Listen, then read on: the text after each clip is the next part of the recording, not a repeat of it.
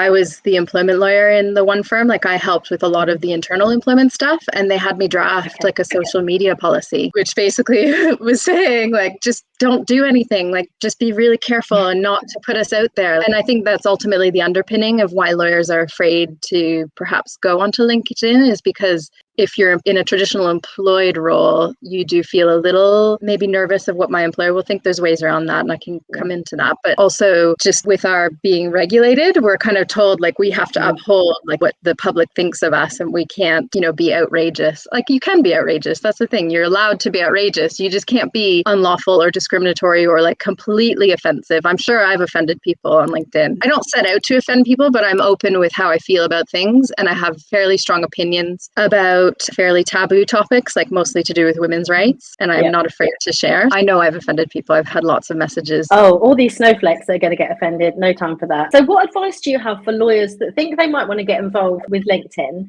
but not quite sure how to start? So the first thing I would say is evaluate your why. Like, what is your reason? Is it that you're employed currently and you want to build a personal brand as a fallback, which, by the way, I think is an amazing reason to do that. The only person you can really count on is you. It's such a great fallback position to have an active either following or group on LinkedIn that you know where you're getting work from. Even if you're employed, it's only going to help you hit your target, stand out in your firm, get those, promotions you're seeking. But also it's a fallback position. If you have to become self-employed, or if you want to be, then you are in a position of strength to have that. It is a commitment, and it's a time commitment, and you have to want to do it, because if you don't want to do it, that will show. And in your content, if you're not genuinely there, it will show. So figuring that out first and making sure it's for the right reasons is important. I love Leah Turner. She's so interesting. She's full of tattoos and just a really great, interesting woman who has a different background to most in business. Nick Rayburn, he's fantastic. And Alice Fewings, those are all like LinkedIn coaches. Just follow them because they're giving away free tips. And other people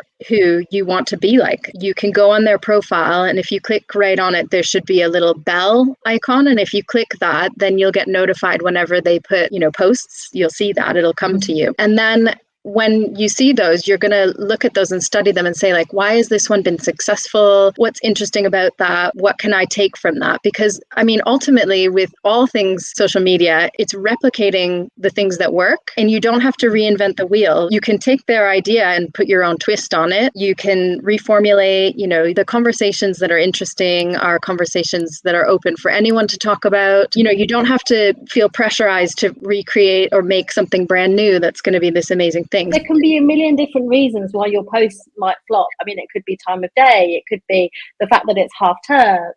Anything could affect it. Just analyze it with a neutral head. Don't get too emotional about it. And, just rinse and repeat and learn from it. I've certainly had to shake myself off many times and start again, because there's been some setbacks and people don't see it that way. But for me now, if I have a post and it gets less than, say, I don't know, about 3,000 impressions, I'm a bit like, oh, for me. And I just think about that. That means that 3,000 people, with the impression marker, is how many feeds it showed up in. It doesn't tell you how many people actually read it, because it could be on their phone and they're not really engaging with it. But that means that whatever I wrote was in front of 3,000 people. And if I had to give a speech in front of, 3,000 people, I'd be bricking it. It would be a big deal to know that my message was getting out to that many people. So just put it into context. When you go to one of those stale marketing events and you've got that glass of room temperature white wine and you're trying to make conversation, you maximum probably talk to 5 or 10 people. And I doubt you have meaningful conversations with hardly any of them. And yet, you could put up a LinkedIn post and just have a conversation with one person, and it's really meaningful. And you've already been winning. You're already doing better than what you would have done if you'd gone to that networking breakfast or whichever. If your ideal customers are not hanging out on LinkedIn, is it really worth it? I guess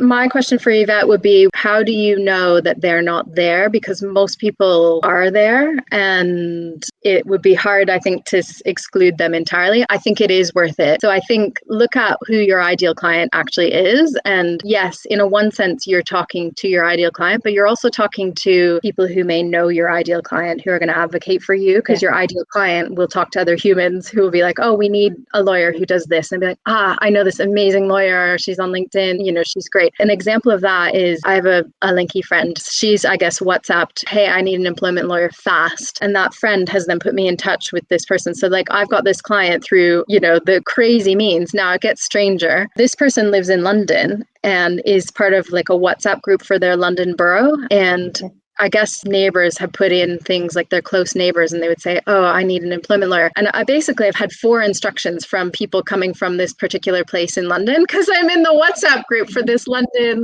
borough. You can't control who is going to see your stuff and you have to accept that. But also on the other hand, you don't know who's going to see your stuff. It could be anyone. Just put it out there. It needs to be out there for your client to find you. And I would argue, if she told me what kind of clients she's talking about, I'm sure I could prove it wrong about them not being on there. I'm sure they are on there.